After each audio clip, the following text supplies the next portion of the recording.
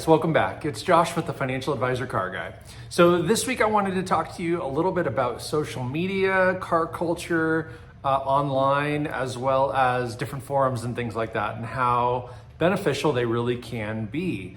I'm gonna go back in time 20 plus years. I remember back in the very early 2000s joining a group called Blazin' Low, and it was blazinglow.com.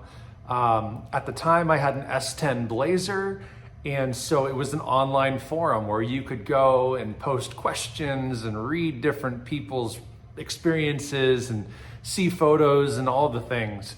And it was a very primitive forum, but realizing this is like literally 22, 3, 4 years ago, something like that. So that is where car culture for me based itself online. That's where it began. Its presence to me online was by joining a car forum, and on there, I got lots of ideas, how-tos, DIY information. Got great ideas as far as how to do certain things. You know, one thing that scared me to death, but it was the very first time I'd ever had experience with this, was cutting the frame. On that Blazer, I had bought a rear roll pan. Which is basically, in layman's terms, a smooth bumper, right? Instead of having a big steel bumper that protruded out, it was a fiberglass pan that kind of went flush to the body of the car. And anyway, because of the way that the existing stock bumper fit, I had to go on there and measure and cut and then mount this fiberglass piece. And it scared me to death because I was so worried I was gonna screw something up or mess something up. And it didn't. It was flawless. It was great. And someone on there was like, oh, if you've got this roll pan, you need to cut 2.75 inch, whatever it is, whatever. And so I followed the instructions. Obviously I measured 15 times, cut once, and it was perfect. Other things that I did to that Blazer, I'd never had any experience. It was a 4-wheel drive Chevy Blazer, but I wanted it low.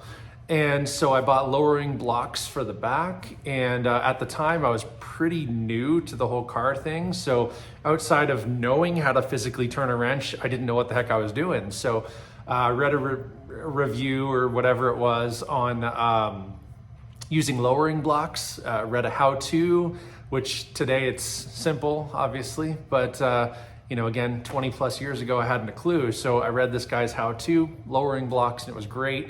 It had torsion bar front suspension, so I had to literally tweak the torsion bar to bring the front end of this Blazer down. And again, had to do some modifications and scared the crap out of me, but I used the forum to kind of get me through that. Fast forward several years, several cars later, I had an Audi A4 and joined a different forum called AudiZine. And on there, same story, right? People would post questions, post feedback, post ideas, share pictures and all those things.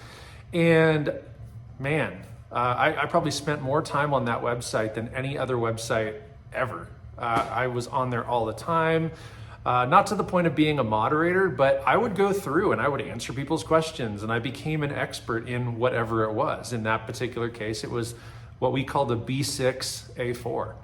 And mine was a 3-liter as opposed to the, 1.8 turbo. And so I knew a lot about what I had, didn't know so much about the others, but a lot of the cool customizing. I had an OBD2 deal that plugged into my laptop, and I could kind of code the lighting and the door locks and the windows and all those things. And so that was super fun. And I would share my experiences with other people. I'd post pictures. There'd be group buys, right? So if somebody, let's say I wanted these specific BBS LM wheels, somebody somewhere maybe had a connection with a tire store or a wheel shop or whatever it is, and they would do group buys where we could buy, 20 people would commit to buying this particular part and would do it. I've had other forum experiences. Nowadays, you've got things like Instagram. Hashtags are a great thing if you're trying to learn more about a certain car or a certain engine or a certain manufacturer. You can just start using hashtags and @ symbols and things like that to really broaden your search. But where I've found still I have a lot of fun is utilizing Facebook groups and I'm on there. I'm on a couple of vintage Mustang groups. I'm on a couple of supercar groups, R8 groups. I don't necessarily use the forum aspect any longer. It's really a social media group, because once I'm done kind of scrolling through the feed, I can get back to whatever other social media stuff I'm doing. I don't have to click between websites or any of that stuff. And so it's really out of just laziness anymore. TikTok, same thing, lots of little 30, 60, 90-second videos of, hey, this is my car and this is what I'm doing. And so I think that that's a fantastic way to get ideas and to not only learn more about something that you're interested in, but also share your thoughts and experiences. If you follow me on TikTok, you're going to see a lot of, anywhere from 5 to 50 or 60-second videos on any one of my vehicles. I've got the R8, right? Of course, the Mustang. I've done some Raptor videos. I've done a couple on the Mach-E.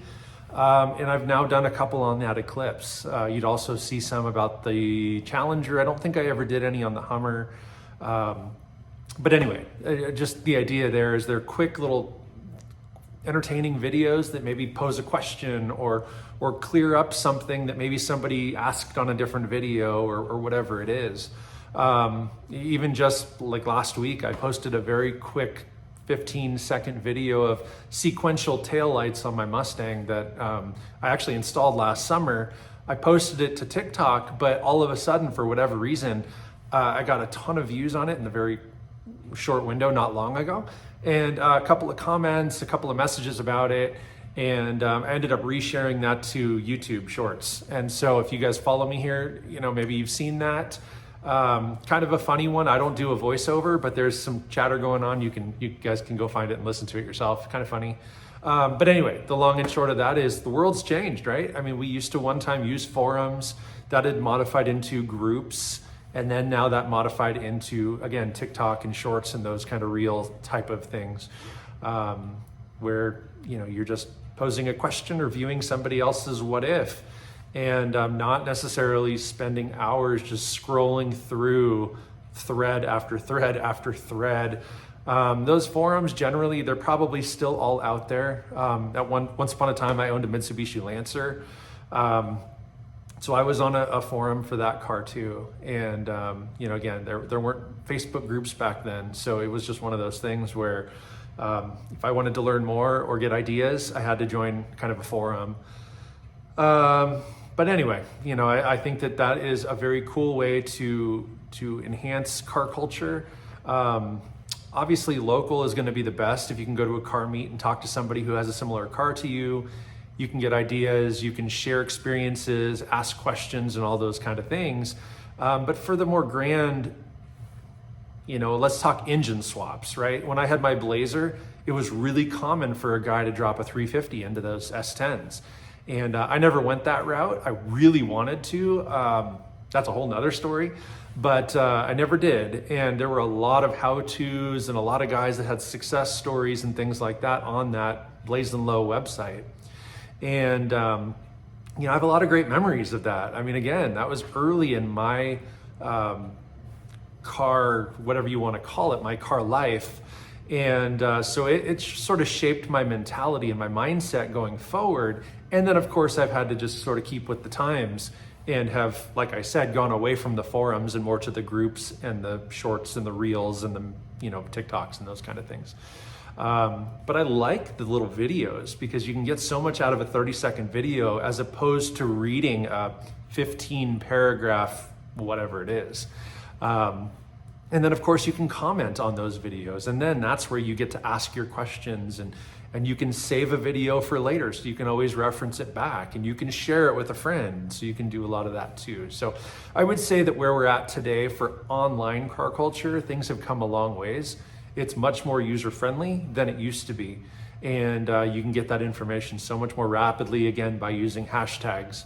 And so that's about all I got for you guys this week. I just wanted to it had been on my mind. Again, some of my older videos have kind of bumped to the top for views and questions and comments and things. And so it just made me think about the fact that the world we live in today is just so different than it was 25 years ago when we were trying to get information about how to do something to a car or look at ideas of what other people have done to their cars. Anymore. It's simple. It's there. It's just in your face all the time if you're looking. And you don't even have to look very hard. Stuff just pops onto your feed. And that's the way it goes. So what are your guys' experience? Have you ever been a part of a forum of any sort? If so, did you like it? Do you miss it? Do you still attend? And do you still post? I'd be curious to know. So comment down below, like, subscribe. Don't forget to share this stuff. But most importantly, remember, may every investment you make be a good one. Till next time.